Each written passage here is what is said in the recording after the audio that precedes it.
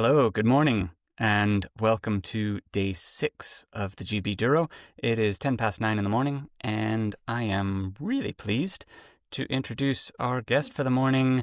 Some of you might recognize the name and the face. Jess Notzing was one of our starters. I asked how to introduce her. She said, a semi-enthusiastic participant of the GBDURO.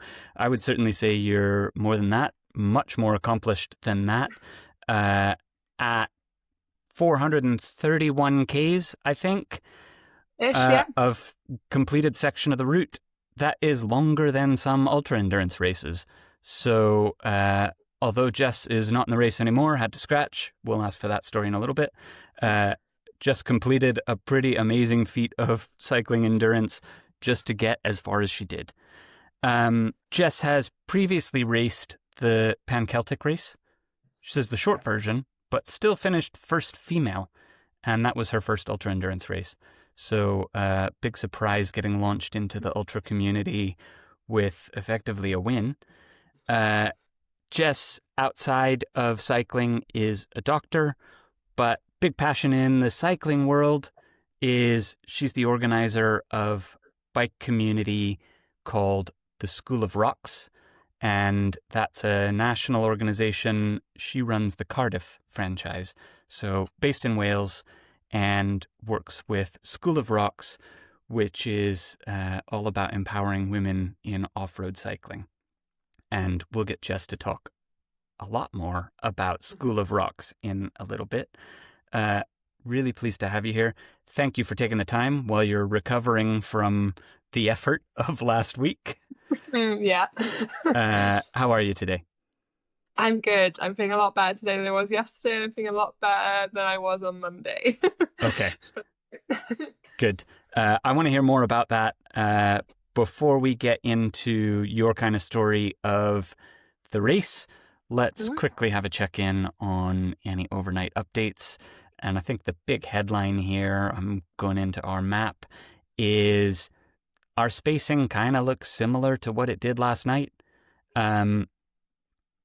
Looks like I'm going to hit refresh on this just once and see. Looks like everybody's now moving, with maybe the exception of a couple in Chester who are getting some mechanicals seen to.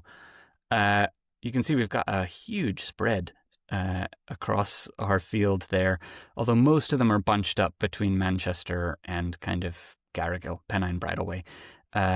Tom Downs still way out in front.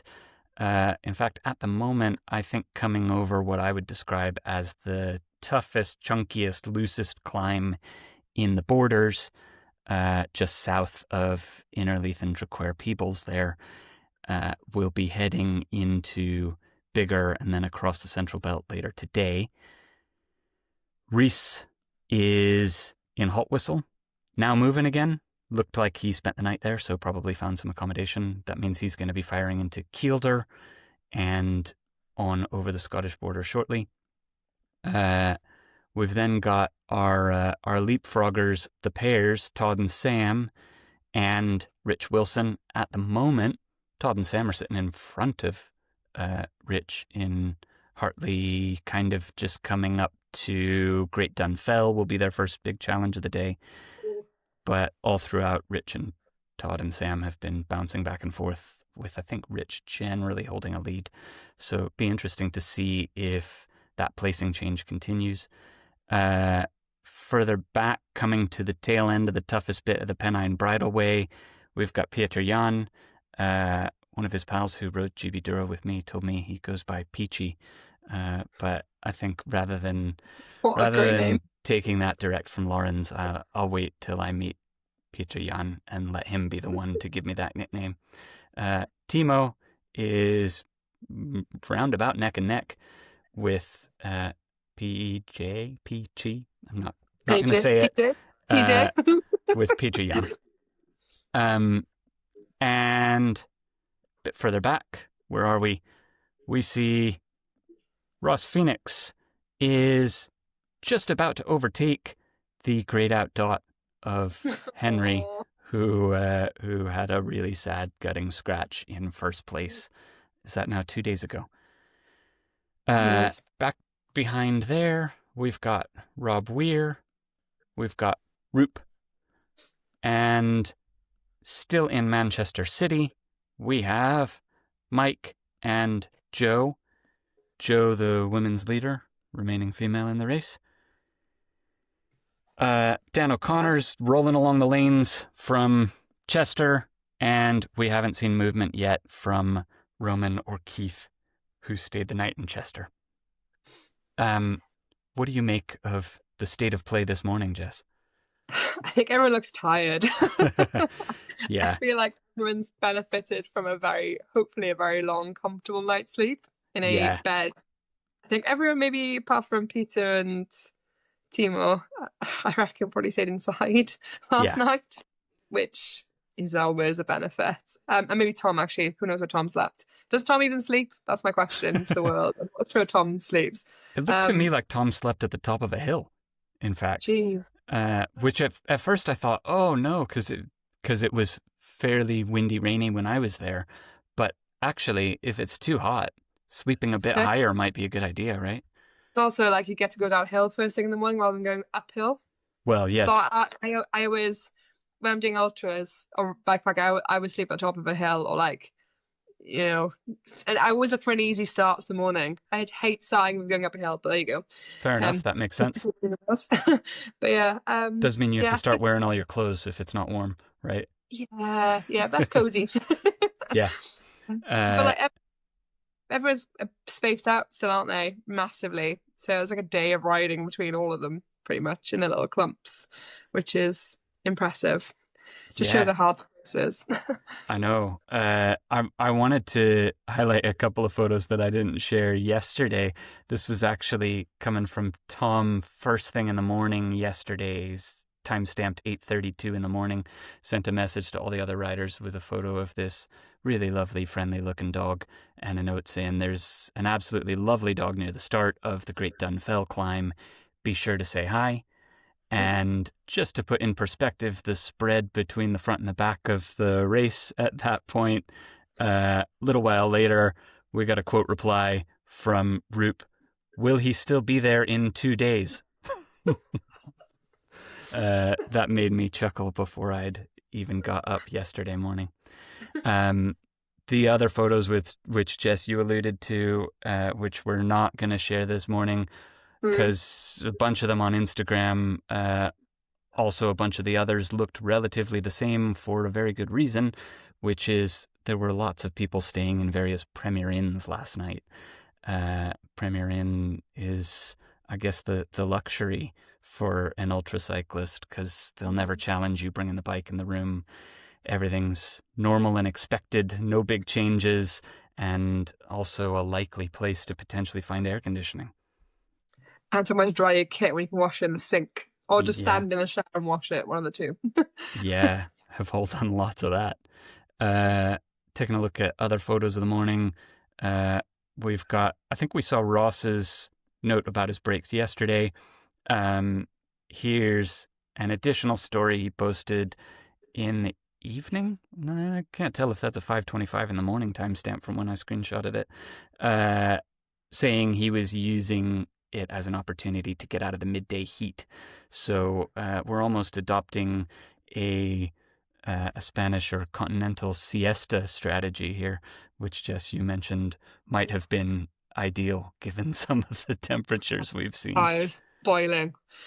Yeah. It was really hot. Last one to get the most up-to-date info here. Got a message from Timo first thing this morning from the tail end of the Pennine Bridleway, or certainly the bit that I recall feeling like, oh, I'm finally going to get through this. Says, it ends. Says, I'm hallucinating. I see an asphalt road on the horizon. So looks like Timo is very glad to be getting to the end of the land of gates and mud puddles, which is my recollection of it. Have you ridden Pennine Bridleway much? A while ago. I just remember it being really long. Yeah. Very energy sapping. Just long. Yeah. And pretty. Like, I remember it being really pretty, but very, very long. Yeah. Yeah, that's pretty much all I remember, to be honest with you. I think it was really warm when I did it as well. I have a Okay. habit of going places that are quite exposed when it's really, really warm, and it being really hot and just like a slog. Is Ah. kind of how I remember it, but that might not be. So is it you that brought the heat wave then? I don't know. Maybe I've never. I was saying to a friend, I've ridden mid Wales loads of times. Every time I go to mid Wales, it's always a heat wave. And I was like, I really don't want to go through mid Wales again in a heat wave. That's not why I scratched, but like, I was definitely dreading the idea of mid Wales in a heat wave. It's a desert. It's like a desert. It's Oh. hot and horrendous.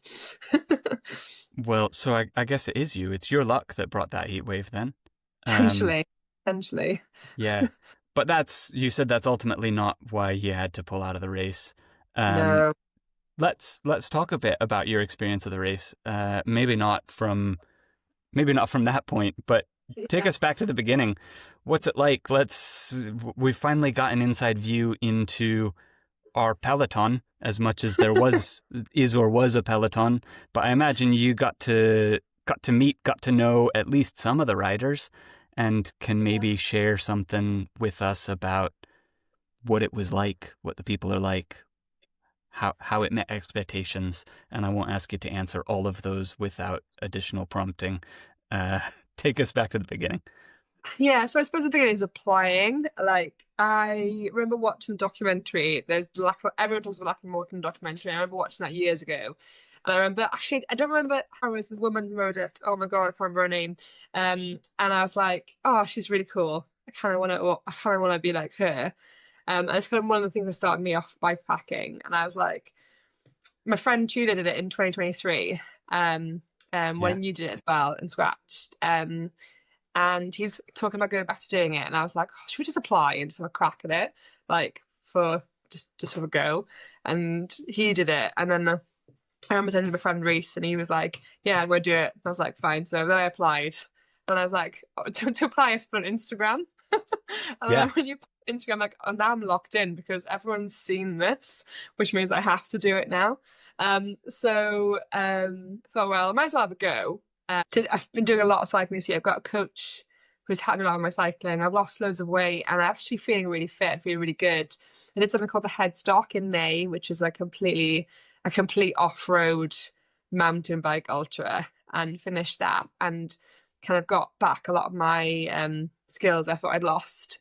I did develop a small saddle sore area doing that race, which never really went away, but anyway, we'll come to that later. And I thought, I knew I was meant to be doing GBDURO. It's kind of the back of my head, and all of a sudden, about 2 or 3 weeks ago, I was like, "Oh my God, I'm doing GBDURO in 2 or 3 weeks. It's 2,000 kilometers." I was like, "Am I going to be able to do this?" I was like, I felt fit enough. I was kind of excited. So like a little Google plan where I put all the important places on it, went to the route a bit, not in too much detail. My bike setup was really honed by Headstock, so I was ready to go.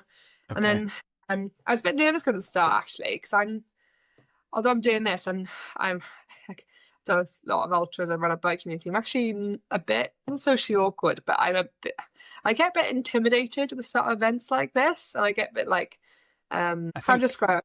I don't feel good enough sometimes. I feel a bit embarrassed going to these sort of things. So I think that's really interesting, the imposter syndrome there, because you're such a like charming, easy communicator in the interactions that I've had with you. Yeah.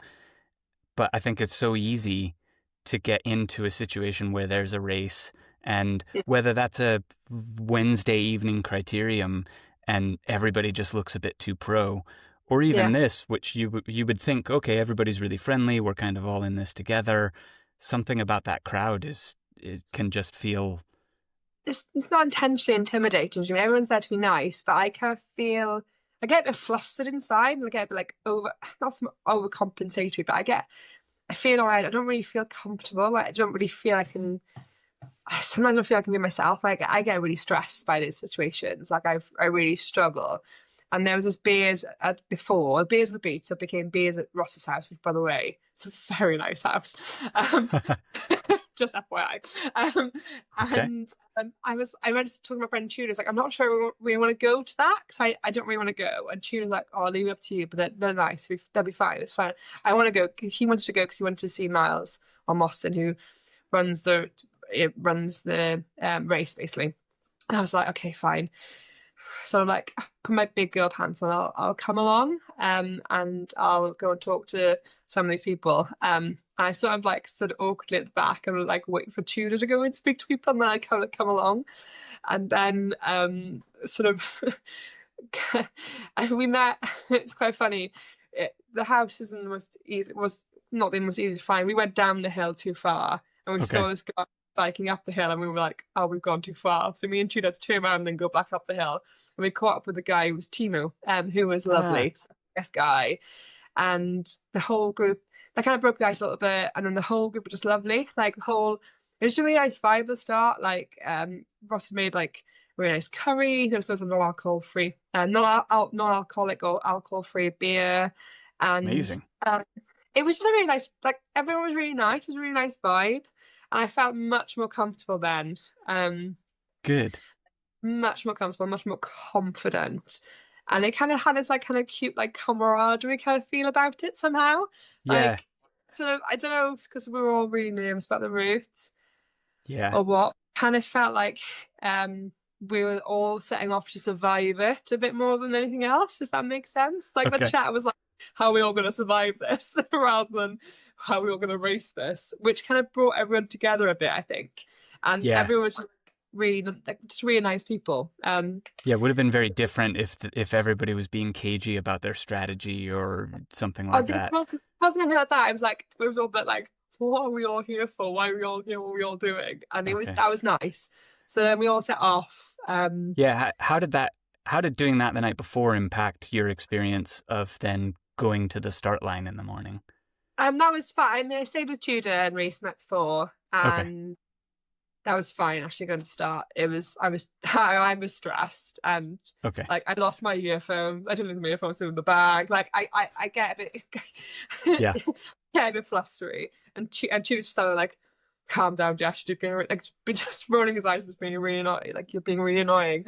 Not saying that, but I know he's thinking it, and that's fine because that's just how he. I suspect listeners are probably in one of two places hearing that story, going either, "Oh, that's me. That's I am definitely the one who loses my earphones 5 minutes before the start," or they're casting themselves as Tudor there. Just like standing there going, what is she doing? Yeah. And then obviously Miles and Mostyn wasn't able to start us off. So we had Ross do a little speech at the beginning, and we all counted down 5, 4, 3, 2, 1 and all set off. So like the whole lot. How fun. Yeah, it was really cute. I kind of held back a bit at the start because I was like, I knew there was single track coming up. I was like, I don't want to get involved in that mess with a bunch of other people. I'm just gonna like chill out at the back. That was kind of my strategy. And it was so hot. Like it was really warm. And the first bit I lost my head a bit because they was really rutted. I think there's a bit of some single trackiness. I think they've had a lot of scramblers or water damage. So these ruts were so deep, I could barely pedal, which I wasn't enjoying. And there was a lot of road. And it was like that kind of not unpleasant road, because I love road cycling. I can do a lot of road cycling. There's a lot of like sudden turn left. It's just like Devon, Cornwall, or even like I grew up in the Gower, which is very similar. You take a right turn and you got like a 15% incline all of a sudden, and you're just like screaming through your gears to get somewhere we can actually pedal. So that was like constant, and I was like, oh, geez. But it was beautiful. Like I'd never really cycled through Cornwall. I've never really been to Cornwall. I don't really leave Wales unless I have to, which is something you should probably know about me. I feel the same about Scotland. Yeah, like you don't probably lose. So I was, and it was genuinely absolutely stunning, and I was having the time of my life, like genuinely enjoying myself. And my legs felt great, and yeah, I noticed the problem with my sort of sandals on the first day. If I'm completely honest, like it was there from the headstock, so I had like a hard lump there, which has been left since then, and I could feel it getting irritated. It already had like dressings on it anyway, so I started off with you probably ask why start something when you know you've got a saddle sore issue. Like you probably shouldn't start it, but I paid 150 quid. I really wanted to do it. I thought, well, you know, what's the harm in trying, giving it a go. Like you only get to live life once, you might as well do it, right? To a certain extent. And I guess you'd already taken the time off and done the prep and all of Yeah, that. So at the very least, you were going to have a nice bike ride. Yeah. So I was like really mindful. I tried not to put too much pressure on it. Tried to sit up quite a lot, like did all that sort of stuff. But it was kind of, I knew it was, you know yourself, it's there. Like I knew myself it was there. So more dressings went on the second day. And then throughout the second day, it kind of just got worse and worse. And the second day was stunning. Like went up Dunkery Beacon, is it? And then down.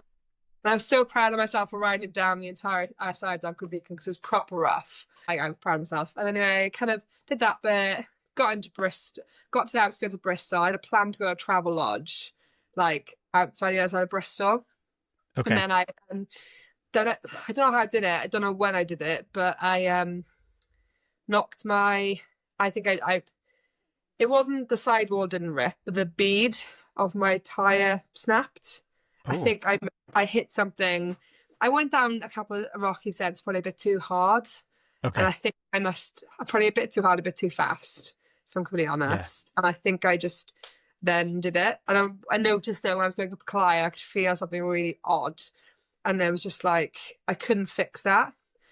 So I put a tube in and run it like 14 PSI, I think it was. Okay. So it wouldn't bulge out. Right. Which probably isn't the most sensible thing to do, but like I could ride on that. And then I picked my bike up from the side, carried on. Because I put my bike down, I think the brake fluid probably got really hot as well in the day because it was 34 degrees going over that. Is it the Quantox? Is the Quantox? Quantox, yeah, would be the hills after. So Dunkery Beacon is that first big, awful rocky descent. Yeah. And then there's kind of another couple of sections of off-road, but really the next big block of hills you go into is the Quantox. And then it's kind of lanes into Bristol. Lanes and bridleways. It was 34 degrees on top of Quantox. 34 degrees, wow. I sat down on my ice cream and a Coke. And I was like in a bad place at that point with my saddles on. And these dot watchers were there like, are you Jess? And I was like, I am. And they were like, they made me carry on. Anyway. Oh no. Nice from the story. So I got to was it good to have them there though? Oh yeah, it was lush. I love that sort of stuff. There was loads of people like on the route being like, hi, are you Jess? And I was like, yeah, I am. Oh yeah. Oh. And it's really nice. And because I was one of the last people the race, you go to a shop and they're like, are you one of those people doing Rand and John O'Groats? And I was like, yes, I am. You're mad, you are. I was like, I know. And it was really cute. And it was just take some of the water. Are you okay? Like, it was really nice. Oh, like, that wonderful. Was really, that it seemed like cool. A really friendly section of the route. Lots and lots of people out. It was just lush. And I think because we were also quite close-ish together, like you'd have that effect. So someone would go to a coffee shop, then say what they were doing, and then the next they'd ask you when you went to that coffee shop. But yeah. You're running a tube. You've got low pressure, having to nurse the bike, and because you turned it upside down, now the brakes need a bleed, so they're not working properly. It wasn't even upside down, it was just on the side. It didn't even get upside down, it just went onto the side. So I didn't think it'd be a problem. Well, too much of. They were a bit spongy beforehand, to be honest. Then I went to pull both of them because I was going down this little bit of single track, and then there was nothing. They went straight. They hit the grips, and I was like, oh no! And I just went flying. Pumping them. Yeah, I was like, come on. No, I went flying into some heather and gorse, which I'm glad for. So although the gorse was a bit prickly and I got a couple of scratches, at least it was softer than rock. Yeah. So I mean, my initial instinct is gorse is not what you would want to crash into, but I guess if the alternative is a rock, then... Yeah, the alternative was rocks. So yeah, I was like, this is not so bad. And I was like, I'm not going to get to the other side of Bristol now. Because I don't want to be descending at 11 o'clock, 11:30 in the night. Yeah. On a tyre with no pressure in it and brakes with no pressure in it. Like, it sounds stupid. So I found this like kind of wooded area. I've got no idea where it was, like wooded area. And then woke up because a deer was staring at me like at 4:30 in the morning. I was like, oh, there's that's not my alarm clock, but that's a deer, Oh, which is actually quite cute. Like it was yeah. it's something I'll always probably remember. Then run to Bristol. Some guys in a place called Sterling Cycles fixed my bike for me. Lovely guys. They just like did it straight away. No questions asked. I went for breakfast, had 2 breakfasts, and I Yeah. thought, right, my bum is killing me. That photo looked amazing. I was jealous of that breakfast. That was the second breakfast. There was one before that as well. Okay.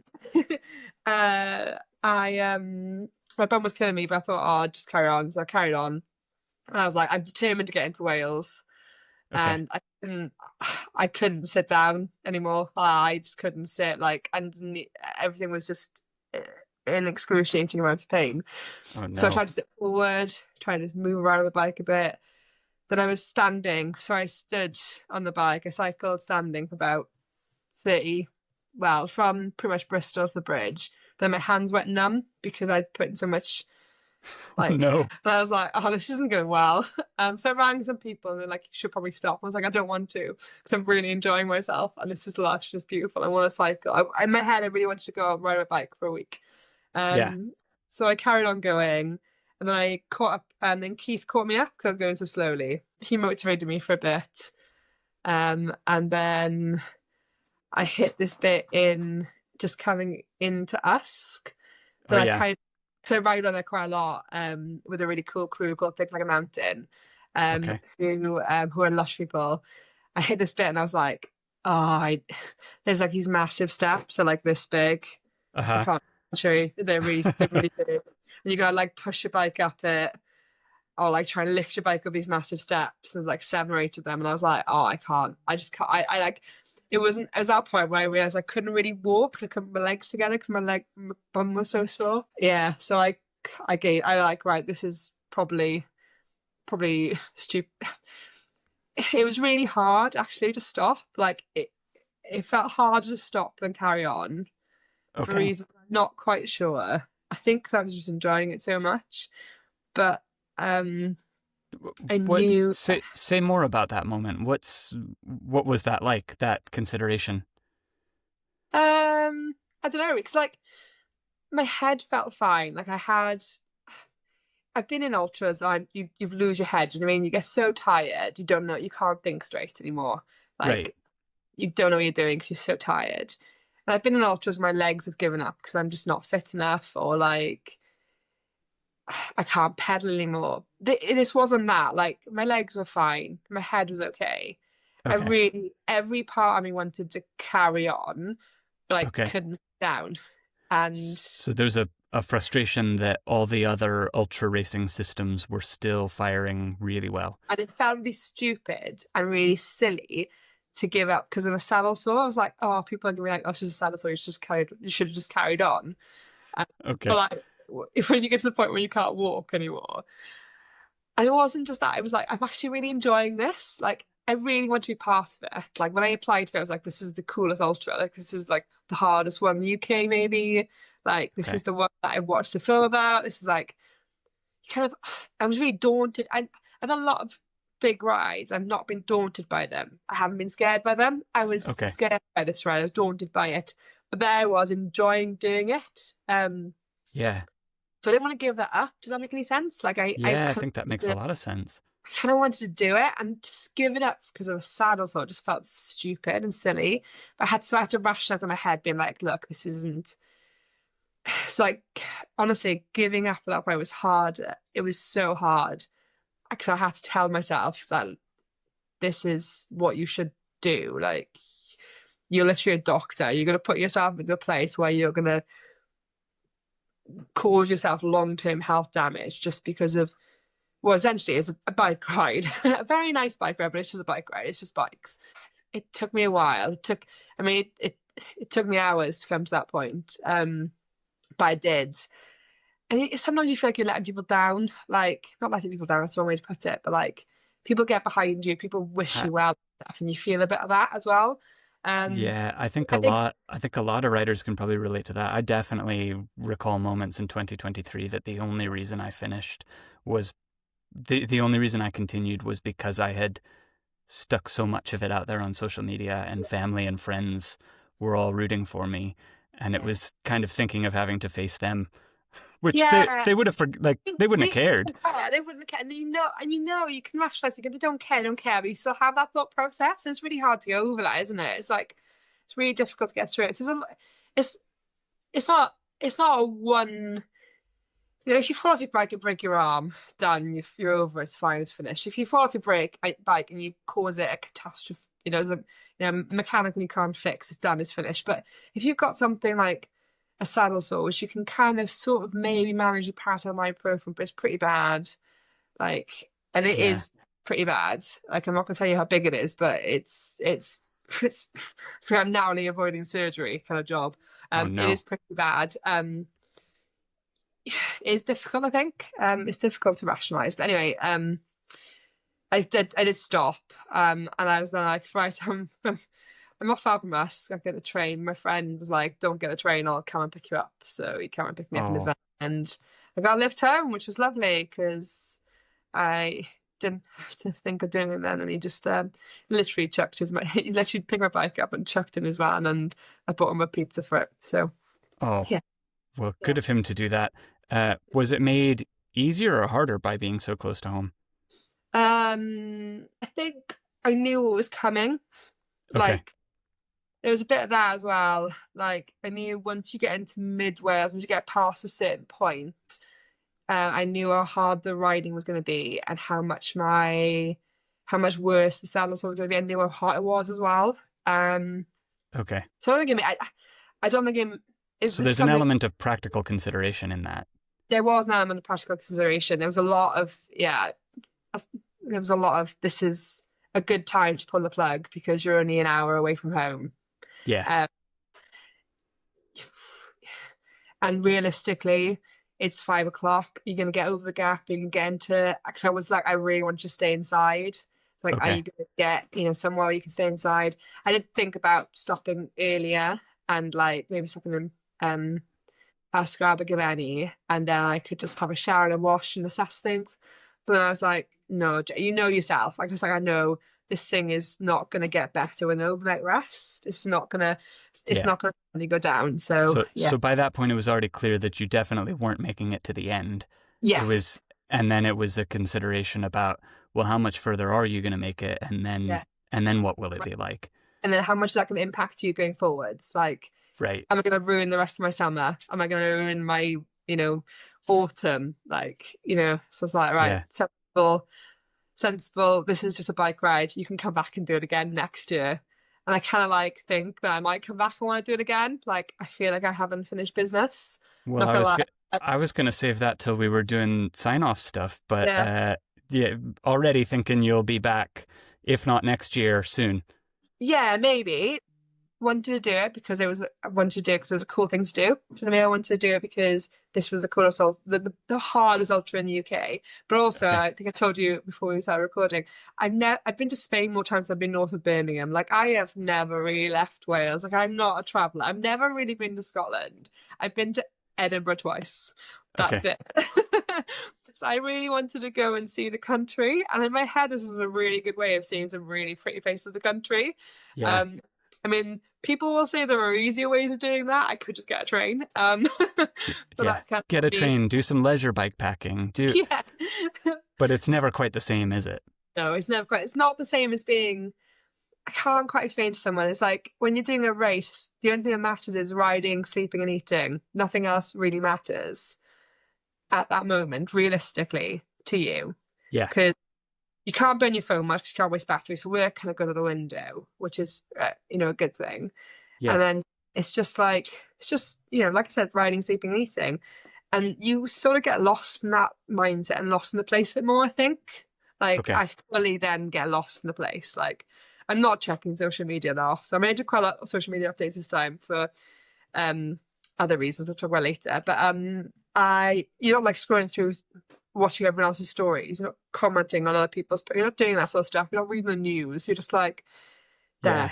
So, I think that's why a lot of people do it, right? Is that level of peace, which seems rarer and rarer as the modern age continues, right? 100%. So you're talking about obviously not getting to ride most of the rest of the UK, but you have ridden around a lot of the Welsh part of the course. Yeah. And I gather it was fairly different this year than one might expect in terms of conditions, in terms of what that part of the ride was like for everybody. Obviously, you didn't get to see it on the ground in the same way, but you're still nearby. You're still familiar with all that terrain. Yeah. Tell us about what we've seen over the last couple of days. It's horrendous in the heat. I've cycled in mid-Wales in the heat so many times, and it is horrendous. But like, water is a big issue. It becomes like a big issue. Like, there aren't that many places to get refills. Okay. Like, you're scouring. And because you're riding through bits which are quite, a lot of it's forestry and gravel roads and like fire roads, and that's quite nice and cool. But some of it can be quite open and dry, like really dry. And then with the sort of UK climate, because it gets quite humid, those areas get really oppressive and really difficult to ride through. You get like so sweaty so quickly. Okay. So we've seen some updates from some others alluding to that, right? Yeah, it's just because suddenly you're in like sort of Canberra, it's all open, and it's like it's 32 degrees, it's really humid, and there'll be 32 degrees on the BBC weather app. Actually feels much more up there, like especially up on top of some of the exposed areas, and you've got no water, and it's just, this is awful, and it is all up and down. Like, it is. The Cambrian Mountains is like the endless mountain range, is what they call it. Okay. And it's just like constant hills, like constant. And they're glorious, they're beautiful, like they're absolutely stunning. There's nowhere I'd rather be, but it is a lot. Yeah, we did get some of the best photos I think I've seen of those bits of Wales from GBDURO coming out of that. It's stunning. Like, my country is gorgeous. That bit is gorgeous. That, like, around Lake Bian, like, genuinely, it's such an amazing place to ride. But you doing an ultra with 2 or 3 bottles, hats off to the guys who survived going through there. It would have been survival mode, I think. Yeah. Were you carrying a water filter or anything? Would you have been able to fill up from a stream? I had some water purification tablets. I had my Restrap hydration bag's got 2 litres, and I always make sure that's kind of full. And then I have a 750 bottle and a 500 bottle. I'm notoriously bad at not drinking. I've got better at it recently. I think I've probably been alright-ish, but I would have been pushing it close. Like, looking at it from observing what happened in Wales, I'd have been pushing it pretty damn close with what I was carrying.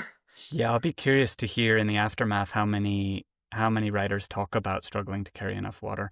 I know 2022 started in a heat wave, and a pal who rode it told me about struggling to carry enough water. So that was the only reason that I brought more than 2 bottles with me. Yeah. And actually it was a backup. You know, I basically took a hydration bladder, folded it flat and stuck it in the bottom of my bag. I never touched it because we had a wet year.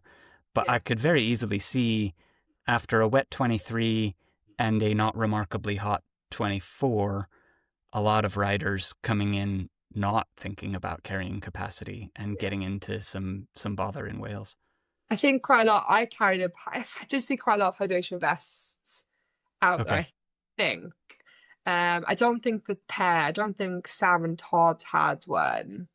I definitely would have, like, I mean, my hydration vest saves, especially off-road as well. Like, on the road, it's quite easy to go down, pick a bottle out your cage and drink, and then just put it back. Whilst you're off-road, sometimes that's a bit tricky, actually. Like, right.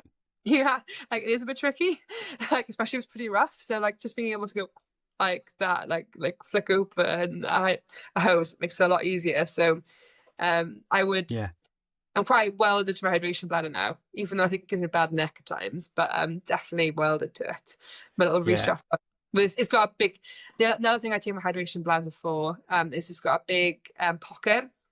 I got a Restrap one, and you can shovel. I've got a really small bike frame, so I struggle to carry all the stuff. So I can put loads of food and stuff in the back of my, I mean, you shouldn't put too much weight in it, I think, because it'll weigh you down, but I put light stuff in the back of mine so I can at least carry stuff, as well as my water.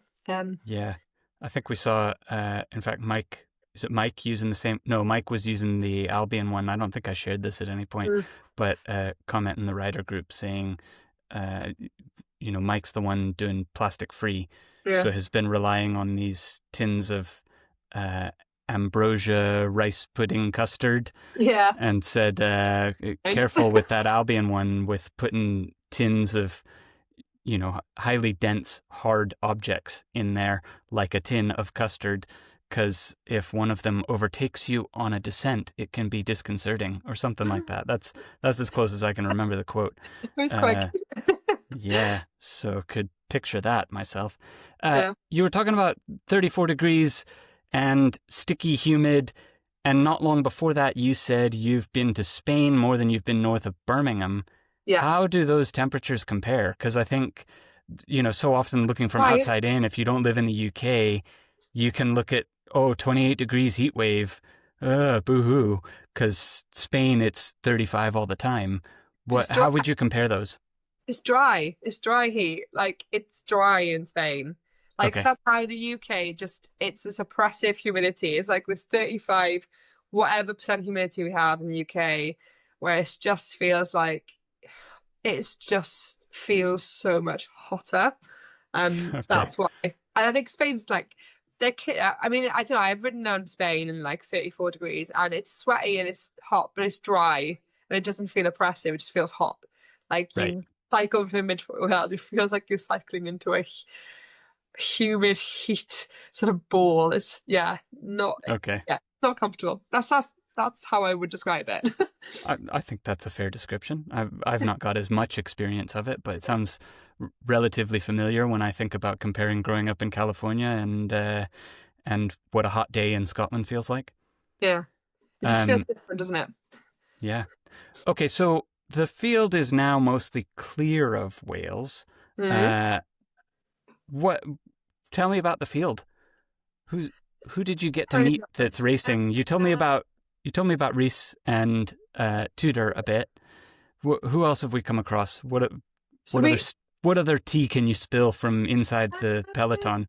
I don't know how much tea I could spill. I only met them for a short period of time, but they all seem lovely, like genuinely really nice people. I don't think I spoke to Tom very much. I know Reese from previous races and stuff, and I knew he was going to do well, and he's doing well. The pair, Todd and Sam, isn't it? I met them. Yeah, Todd and Sam. Me and Tudor cycled back from Ross's house to our accommodation with them, and they were really lush. They're really lovely guys. I think they're down from the New Forest. They blew my mind at the start line. Oh no, they blew my mind in the drinks before. They've only brought one tent. So they've got one tent. So a pair in one tent, and I was like, "You what?" Oh yeah. I was like, "Oh yeah, we've just got one tent." It made sense, and I was like, "Yeah, but like that means you have to sleep and like you have to ride together all day. You have to like hang out together all day, and then you have to sleep together all night." I was like, "That's wild. I'm not sure I could do that with anybody." Like even. And have they been camping consistently, or are they also going into accommodation when they can? They also go into accommodation as well. Okay. So from what I've heard from them, they're all staying in hotels. They have been camping too. Okay. He's like I can't remember. One of them's carrying the tent, and then one of them's carrying all the bike repair kit. And I'm like, I mean, that makes sense. It makes sense, but I'm not sure I could, even if I was in a pair with someone. Like, I just think a little bit of physical space at some point. I don't know. Maybe they ride like apart. Maybe they. I don't know. I don't know how they're doing that. That blew my mind. I was like, that's a lot. And then who else we got? So Ross. So I was saying to you earlier, there's quite a lot of men with names beginning with R, and I've been getting them confused on a frequent basis, and I'm really sorry for that. Ross Phoenix. Yes. Who was the host the first night? Yes. Lovely house, lovely family, like good, really nice guy, amazing bike, love his bike bags. His photo on the Dot Watcher with the chickens on his bike. Oh yeah. Yeah. I mean, it's a great photo. They were running around the garden, which had it altered, like this garden. Anyway, he was really nice.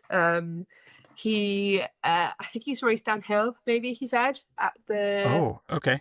And I think he's definitely got some off-road skills. Just put it that way. I think he was like he was saying he was debating whether he should take his gravel bike or his hardtail before the race, and he settled on his hardtail because he wanted to enjoy it, and because it was like his holiday. He's got young kids, and it's his holiday away from his family, which he didn't want to waste battering himself. Wanted to actually enjoy himself. So that's why he went with his hardtail. I'm going to pause you there because I want to ask. I never asked about your bike choice. I know you mentioned it in a couple of your Instagram stories. You were choosing between a hardtail and a gravel bike. Is that correct? Yeah. And how do we feel about that decision? I think it was the right one. I think. I don't know. Like, it's really hard because the off-road was so rough. I'm not sure I gained very much, even on the hardtail. Like, the off-road was... I didn't see that. I mean, I saw the off-road in Devon and Cornwall. There was some off-road which was pretty nice and easy and gravelly. And then there was just seriously rough off-road, which I'm not sure how much time he made up getting, riding on the hard. He probably made a bit of time, not that much time. I definitely would have lost a lot of time riding on the road, but I had easier gearing. Because I had 52, like so I don't know. I don't really know. I'm still not sure. I've got a Fairlight Seacan and I got a Fairlight Holt, and I was like, which Fairlight do I take? Like, it's just and the Fairlight currently is in bits in my garage. And actually, Tudor's got my wheels, so Tudor broke his wheels. So he's actually got the wheels from my Seacan gravel bike on his bike. So if I had taken my gravel bike, he wouldn't have been able to start. So I suppose it worked out anyway. Fair enough. So, I mean, I love that bike. I love the Holt. It's so much fun. It's like an old school XC mountain bike, and it's just good. Amazing. Yeah, it's just it's a really short travel hardtail. So it was fun. So good. I don't regret that at all. I mean, I think it's a valid decision. I think a lot of people I talk to, if they were going to go back, they would go with a bigger bike, a more capable off-road bike, just because of fatigue. Yeah, I think I'd have benefited more if I was in the race for longer. I'd have benefited more from it, I reckon. Get the route. I think by the end I'd have been happier. And I think Reese is running a suspension fork on his gravel bike, which is a good shout, I think, because that'll just give him some. And I think Keith, love Keith. Keith, who was doing the race for the second year in a row in this race. So why did you come back? And he's like, last time I had so many mechanicals, I had to spend 10 hours in Bristol, and the same thing happened to him this year. Such a nice guy. He's got one of those red shift and suspension thingies. Those can make a big difference. Yeah, I think you need something to take some of the vibration out of the, just the fatigue out of your hands and all your joints on gravel. When you're on gravel for a long time, I think fatigue is what really saps your power and makes you feel more tired. And I've got to mention Jo. I didn't really meet Jo for that much because I missed her at the welcome drinks. I saw her and shook her hand before we started, because you're the only other girl, I've got to do this. And we chatted a little bit on social media. I think she's like, oh, you've stopped. So I was like, I know, I've got a really bad saddle sore. And she's like, oh, I feel for you. I was like, thank you very much. She was super lush. And I'm super impressed by her cracking on and just doing it. I think she had a really long rest last night because I think she was fatigued by Wales. So I'm really hoping that she kind of can just power on and carry on through it. I think by the look of her social media, she seems to really enjoy herself. So that's a real positive. And then there's, I feel like it's not Rupp, it's Rob. Is it Rob? Was Rob the one who broke his seat post? Oh, I'm not sure I can remember that far back. Rob Weir is the one that's I've been chuckling at his morning updates the last couple days, saying good morning, it's day 400 and whatever of the GBDURO. I think it's him. I feel like it was him that broke his seat post, and that caught everybody up. I went past him when he broke his seat post, hadn't realised what had happened. And he was lovely. I'm pretty sure he's from. So there's Rupp Rob, Ross, Richard. Yeah.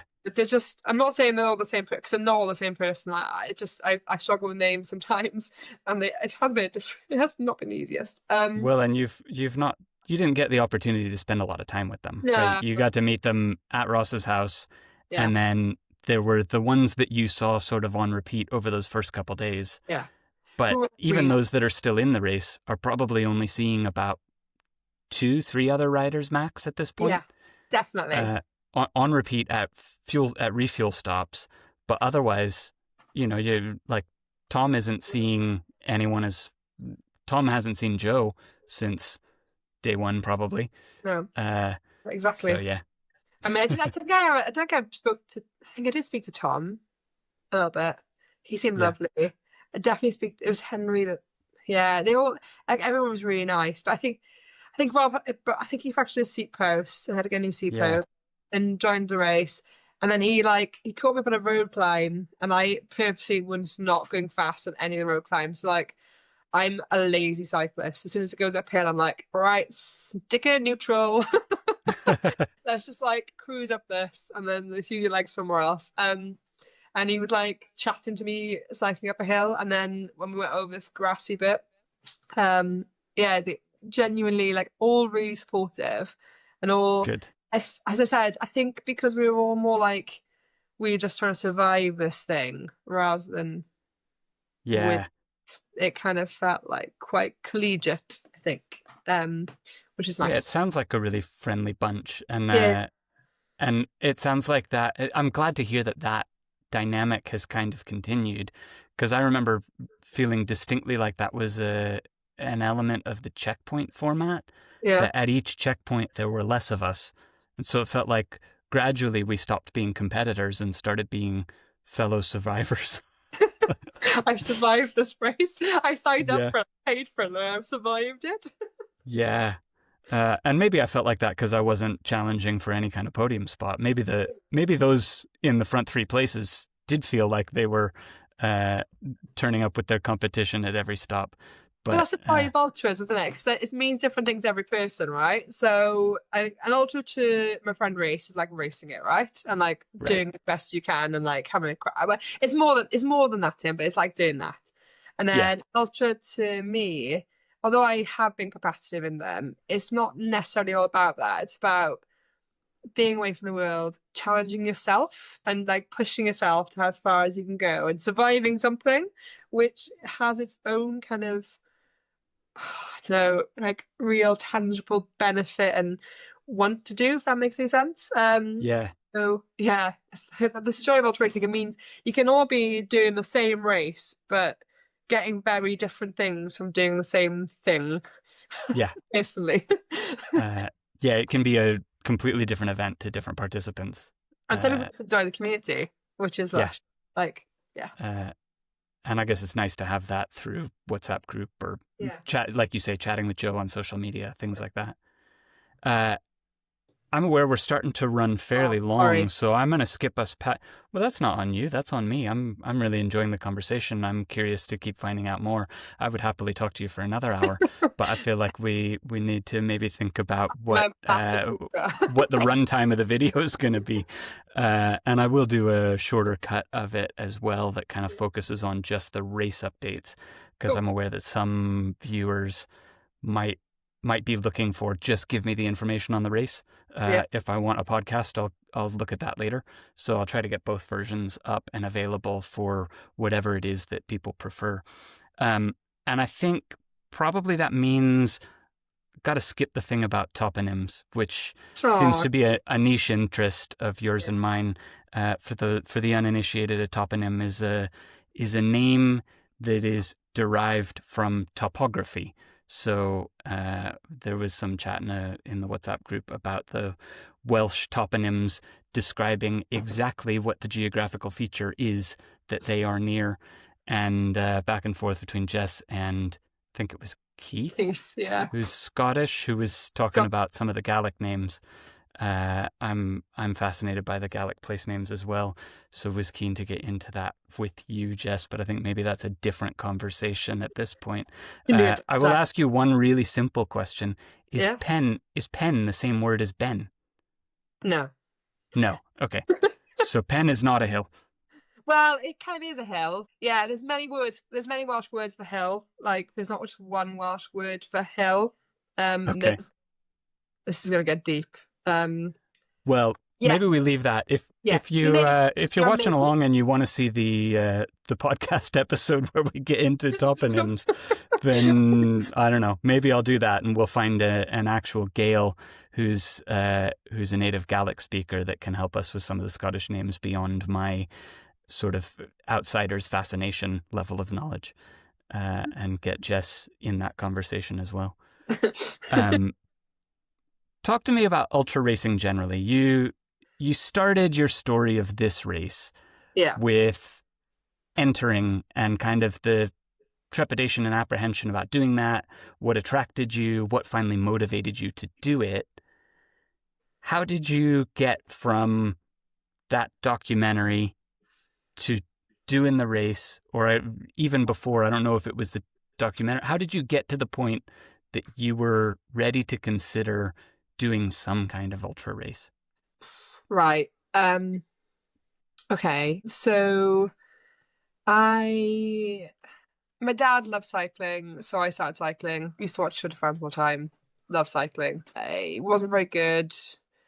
Didn't cycle for a while. Started cycling again in 2016. Because my friend cycled and a guy I like cycled, which is like a standard thing for girls to do. You know, what's a guy I like? Not with that guy anymore, just put it that way. Okay. And I joined a bike club, didn't enjoy that that much. Lockdown happened. Watched all the documentaries on like YouTube and stuff. Like, I did actually watch the Leo Wilcox one. Kind of got a little bit obsessed by the Tour Divide, which I'm still massively obsessed by. And I remember seeing the Pan Celtic documentary. I think it looked really cool. Like, I think it was one when India Landy did it. Okay. Like, I think she had she cried quite a lot in the documentary, I think. Or like, at least I remember her crying in one. Anyway, it was a beautiful documentary. It looked like a fun thing to do.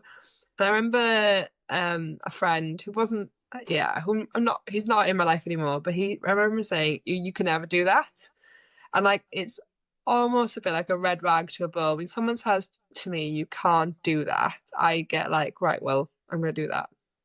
Okay. And it's sort of in the back of my head, like sort of sitting there.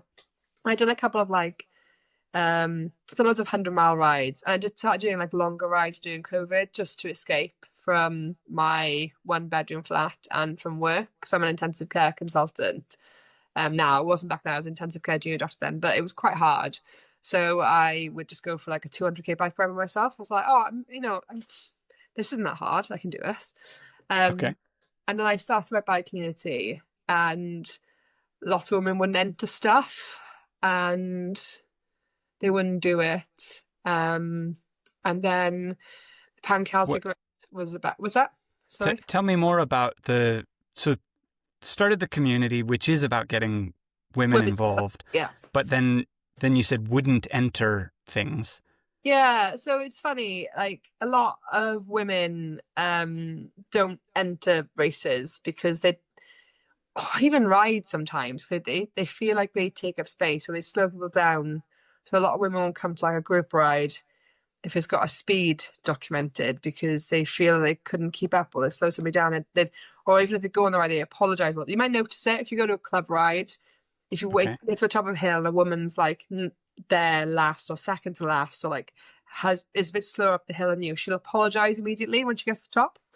You may not notice it, you might notice it now, but it's like it's a common behaviour amongst a lot of women in cycling. I'm not only generalistic to women now, because there are a lot of women who are faster and a lot of blokes, and they're amazing, but you also find this other side of some women who are maybe not quite as fast as some people, who will automatically apologise and feel that they don't belong there, and then they won't go and do stuff. And I was hearing that a lot, and I was seeing it a lot.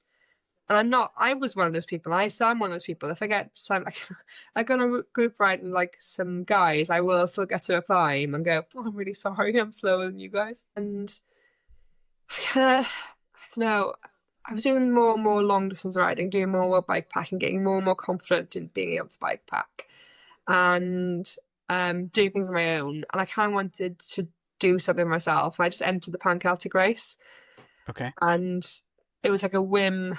It was sort of a whim, but also like this guy 2 years ago said I could never do something like that. And I wanted to prove to the girls in my club that you can do anything you can do anything you put your mind to. And I want to challenge myself. So it was a mix of those kind of three things.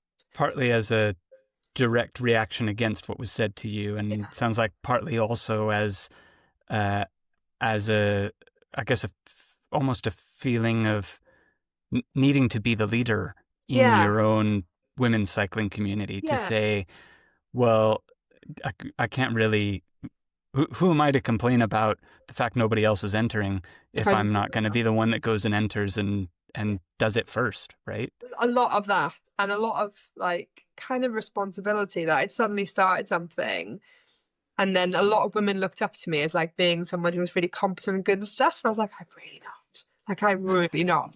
Like, a lot of imposter syndrome. I thought, oh, do you know what? I'm just gonna do this. Like, I want to do it for myself. And it was starting in Brittany and going to North Wales, and I was like, oh, let's give it a crack. And then to kind of almost make myself do it, I raised money for it. A lot of my family, a couple of my family members have got melanoma, and I wanted to raise money for that, so I did. And then I raised about $2,000, and I was like, gosh. Oh, it's like, now I have to finish. No, like it was genuinely that was it. And I kind of got to the start line. I'd ridden that bike with the bike packing stuff before, but wasn't really sure what I was doing. Like, didn't really do that much research. Like the second day, I think it was a Monday. We started on Sunday, and the Monday was a bank holiday in France. I had no idea it was a bank holiday in France, and nothing was open. I was like, I've got food. I've got no food. Anyway, I'm like a couple of mechanicals. I kind of got into the UK, and I was in a good place, a good position in the race. And I remember I actually buried myself. Like, I rode to the night the last night, and I buried myself to make sure I won, because I'm also, I'm not ashamed to say it, I'm ridiculously competitive. Like, if you put me in a competitive environment and I've got a chance of winning something, I will bury myself. Like, I'll put myself into a massive hole to do that. I'll put myself into a hole to prove someone wrong and to win something. And I can't change that. That's just part of my personality, and I have to accept and embrace it and just go, that's me. It's okay. It's not shameful. And then I mean, I think from what you've told me earlier about also being okay with making the call to pull the plug. Yeah. That sounds to me like a really healthy approach to be able to go to that place, to be able to understand that about yourself and say, I'm in, if I have the opportunity, I think in your exact words, if I have the possibility of winning, I will turn myself inside out to do it. But then at the other end of it, to also be able to go, no, this is not a good idea right now. And to be okay with both of those and understanding why and when you're in each of those places seems like the healthy approach to me. It takes a while to get there, I think. But well, yeah. But I'm definitely there now. I am. Yeah. And none of us is ever fully there, right? Whether that matches my personality traits or not, I'm going to have my two things that I'm going to have to be between. And I'm going to have times where I'm going to absolutely be there. I'm also going to have times where I'm going to revert to really having to fight against my instinct to be the other one, right? You have to sometimes. Yeah. So that's why I got in. That's why I got into it, and then that sounds incredible. And you've already talked in that about wanting to be an example and encourage other women to join this world, this sport. Yeah. Talk to us more about that. There's a phenomenon that's really funny. So if you're a girl in the ultra cycling world, there's not many of us. So if you go into a race, you're guaranteed to get onto like a dot watcher list of ones to watch because there's so few of us. So if you look at the stats, I think it's like 10%. Is it 10 to 30% of the races are female, and then the rest are male? So there's 2 women in this race, but only 25 starters. Actually, you're knocking out the 10% kind of mark there. Yeah. And I think it's really difficult. Like, I try not to overthink things too much when it comes to ultra cycling. And there's a new race that Lost Dot are putting on, and I've struggled to know how to feel about that, where it's for females and the Flint community only, which I think is great. I think that's an amazing thing to do. Okay. And then I think that's awesome. Like, I genuinely think that's incredible. I think the premise of it, getting these people into that race, is a amazing thing to do. But I don't. So there's a phrase on their website where they say they've I think they're aiming it at beginners, and they've sort of said we're going to make the time cutoffs easier for everyone. That part of me I was like, oh, okay. When I first read that, a part of me had this horrible, like, I shouldn't have had it because they're doing it for the right reasons, and I had this gut response of being like, oh, you made a race for women and sort of the Flint riders, the non-binary, trans women, trans men kind of category, but you're going to just make it easier. And I know that's not what they're doing. They're doing it to like encourage people who've never done ultras to come and do an ultra. But I had this horrible like initial gut feeling like, oh, you just saying like, you know, it's horrible. I think I can understand that, and that I guess there's an implication of it being lesser by being easier time cuts or whatever. I mean, that's not the intention, but you can understand why someone might draw that conclusion from it. That was my initial gut, and I shouldn't have had that reaction because they're doing it for the right reasons, and it's an amazing thing to do, and I think it's a real positive thing. I think having an entire race just for this community is a great thing because it will just put all the highlight onto that. Yeah. I think it's really difficult. Like, inclusivity is hard. And I've learned more and more about inclusivity and making things inclusive the more I've kind of done my little club. Okay. Because initially when I set it up, I had a lot of men saying, how can you run an inclusive club which excludes men? Okay.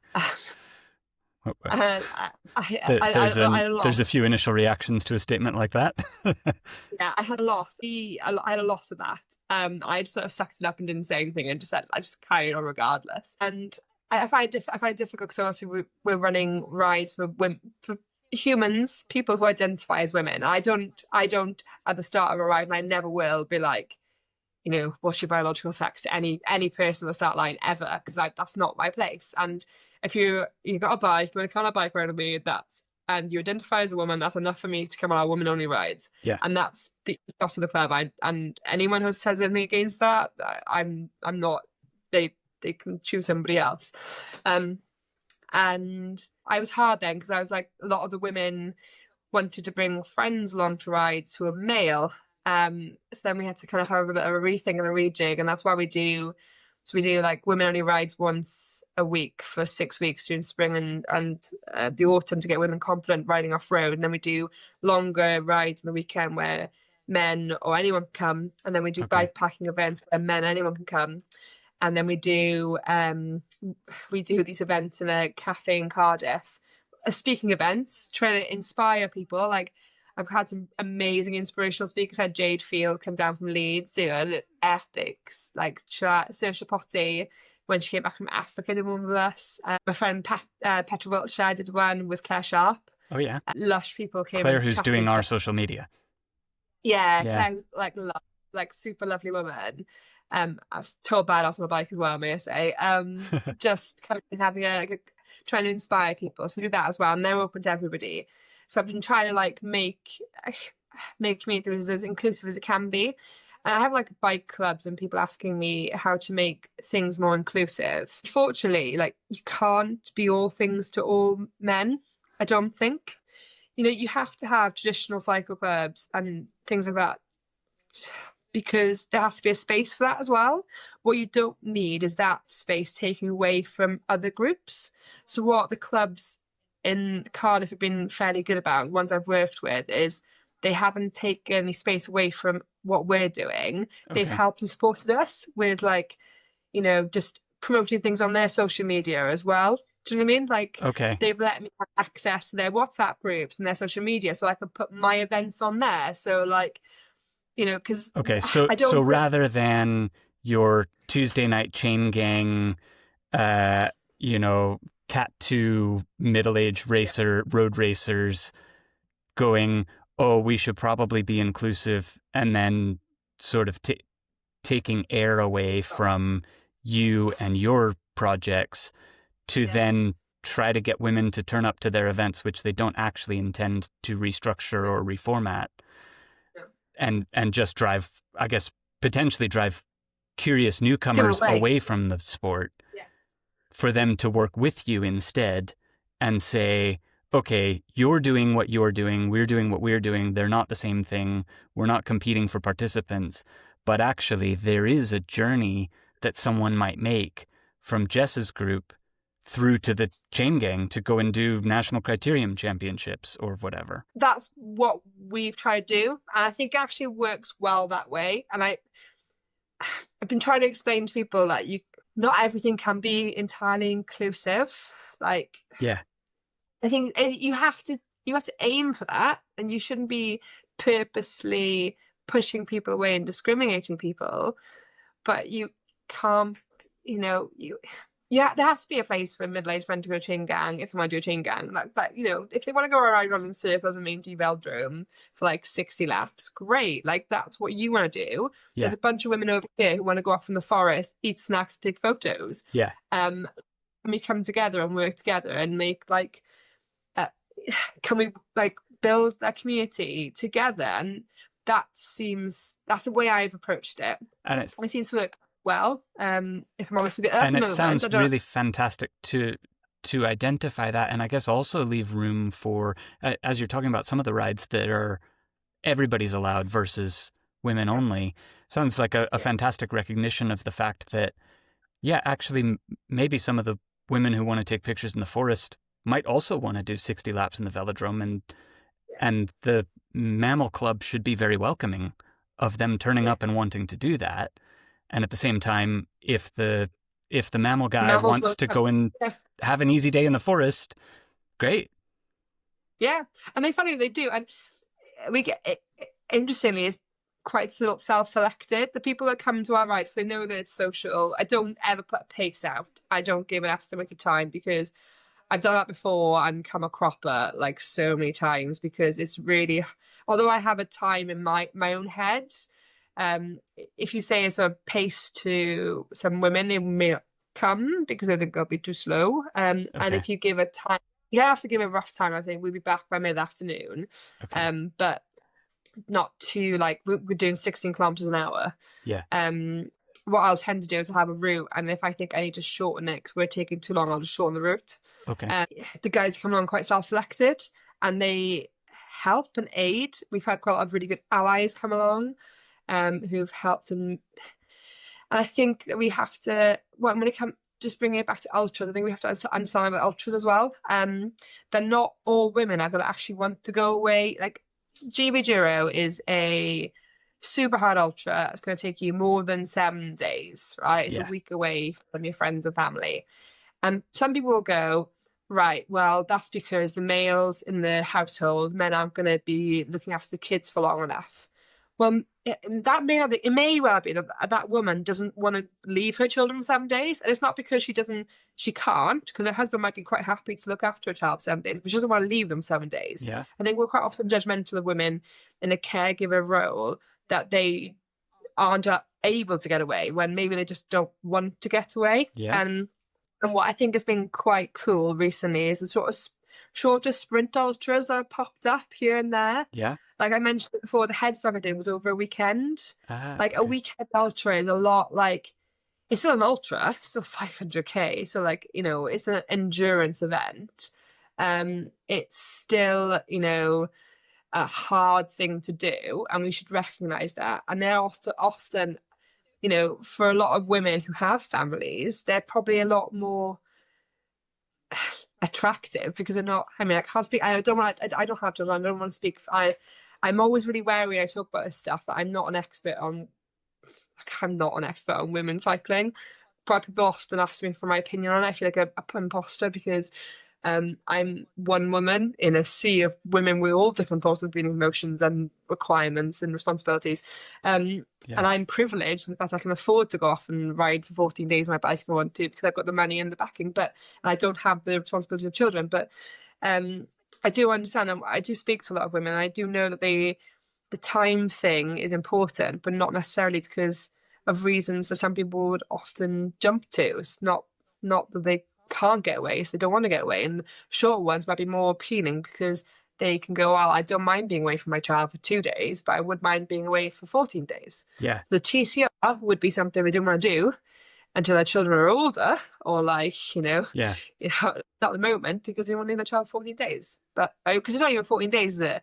Traveling to an ultra and coming back from an ultra, like GBDURO, I've said, is 7 days. It's not. It's like a day travel from me to the start, and then probably 2-day travel back. So it's like immediately 2 weeks of your life. So I think ultras are in an incredible position of being really inclusive, because you've got this open participation event which can have the fast elite boys at the front, and the sport is changing. It's getting faster and faster, and the faster guys are just getting like unattainably quick.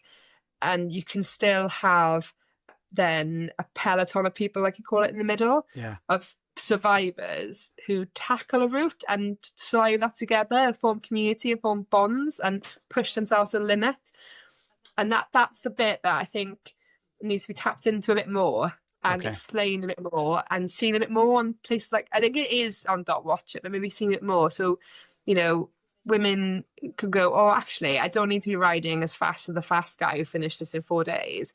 There's like 50 other people in the pack doing it over like 6 days, and they're having a great time and they're pushing themselves to the limit.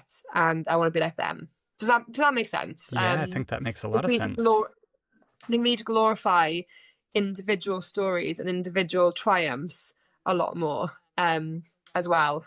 So I think a lot of shorter ultras are needed. Like littler ultras, and I think glorification isn't the right word, of like the average participant. Platforming, maybe?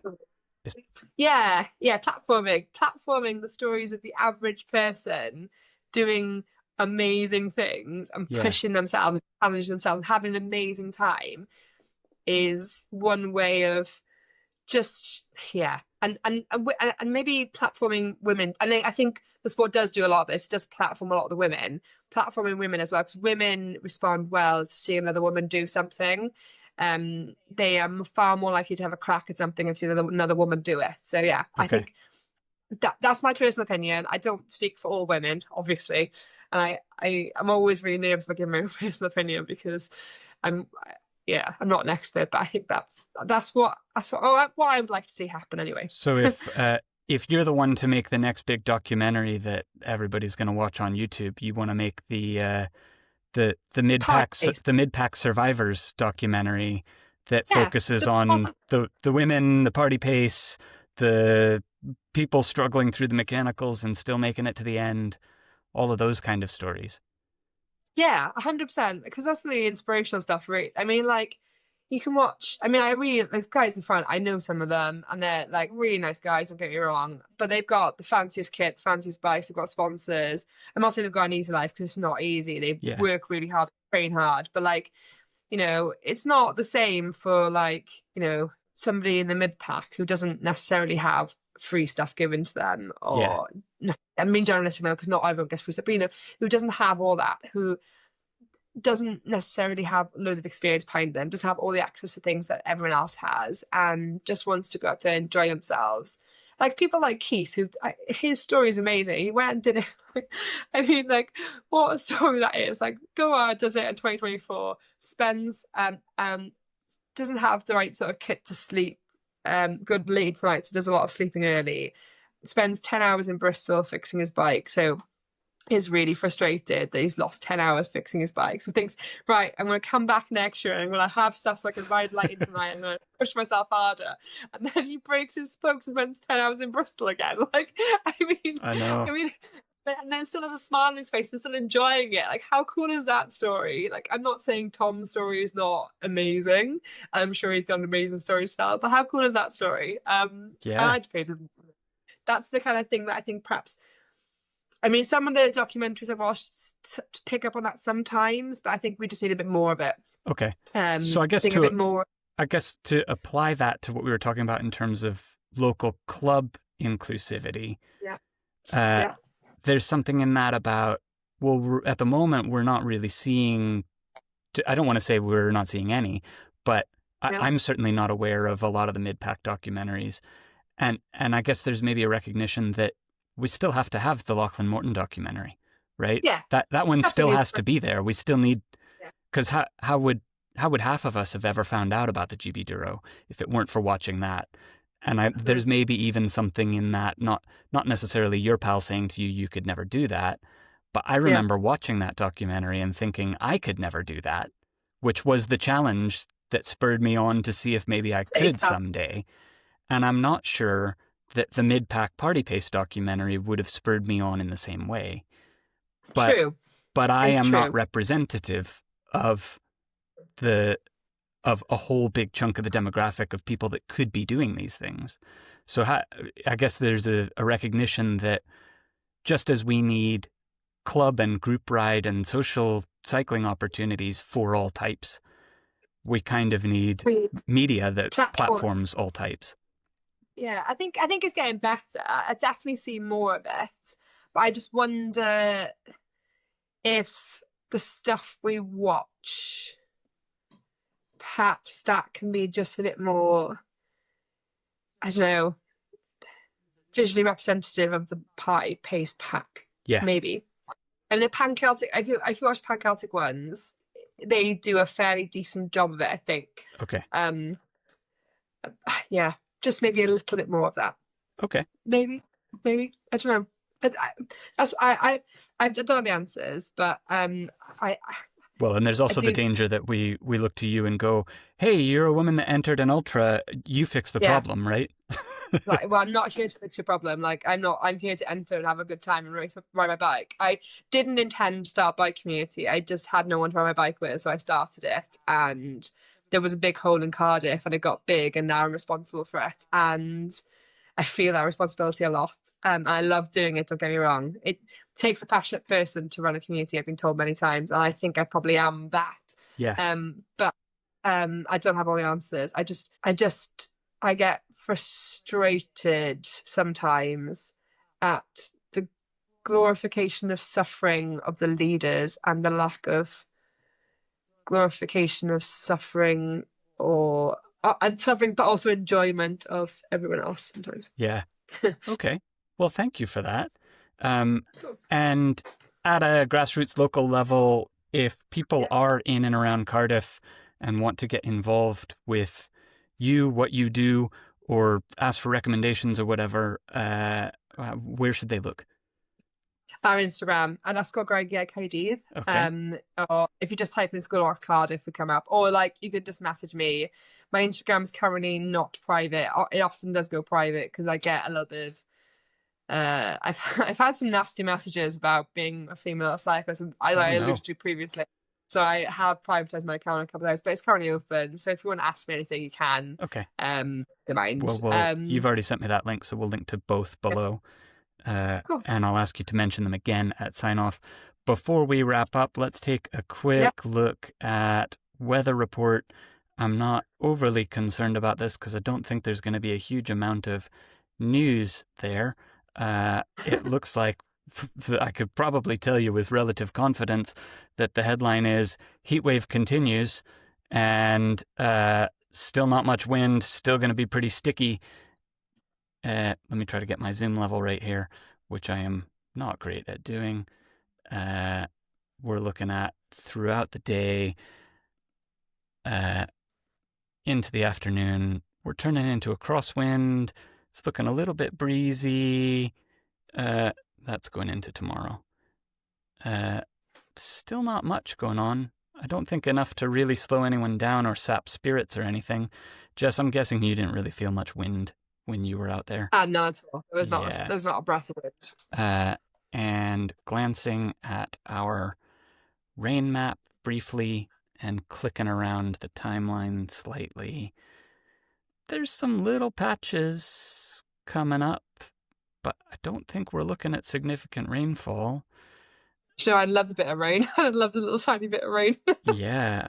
Not like heavy, just like a little bit. I don't think anyone had ever expected they would be desperate for rain to turn up in the GBDURO. No. Certainly not me. We're less hot, but I don't want to say cooling off over the next little bit. And glancing at our Met Office rainfall, it always scrolls through so slow. I'm going to force it through. We can see odd little showers, but potentially something hitting people as they come in through. I think that little spot just there is Kielder water. So it looks like there might be some isolated rain coming in through the borders throughout today and maybe into tomorrow. I guess we'll find out in reports from the riders. So yeah, no big news there. We are watching everybody make their way through the Pennines and into the borders. So nice. I know I'll be looking forward to seeing how it all continues to play out. I'm guessing Jess will be watching along too. Yeah. The race. Thank you so much for taking the time to talk to me this morning. I know we've really got into it, and I've enjoyed the conversation. I apologize for chatter. Well, I think that's part of why we wanted to talk to you, is to get you talking. And it's been really fascinating to hear from you, and I think inspiring to hear your thoughts on inclusivity and what it's like to not be Tom Downs at the front of the race. I mean, I've been there. Well, that was hard work. It was so stressful being at the front of a race. Jesus, I don't know. That's also stressful, but in a different way. Yeah. As we said earlier, to be able to exist in either space is fantastic. Yeah. So thank you again, Jess, for taking the time. And before we sign off, once again, what are your plugs? If you want to join my community, it's if you're Cardiff-based, or South Wales-based, to be honest with you, we've got some members come from Swansea as well. It's Ysgol Graigaidd KD, or School of Rocks Cardiff, and you can message that Instagram on myself, which is just Jess Notzing. I'll leave it open for a little bit, and we love having new people and going out for rides. So if you want to come along, you're more than welcome. Yeah, and get anything like. If you're inspired at all, just get on your bike and ride, because it's a wonderful experience. Fantastic. Thank you so much, Jess, and have a good rest of your day. Cheers. Thanks, Alex. Bye.